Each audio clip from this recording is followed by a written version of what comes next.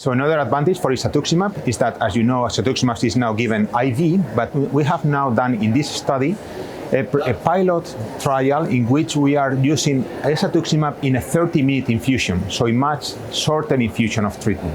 These are patients that were approximately around 40 patients that were into the maintenance phase of the trial, Isa-VRd, and then with Isa-VRd, and they received Isatuximab with a much faster infusion in 25 milliliters, and they had escalating to reduce the dose.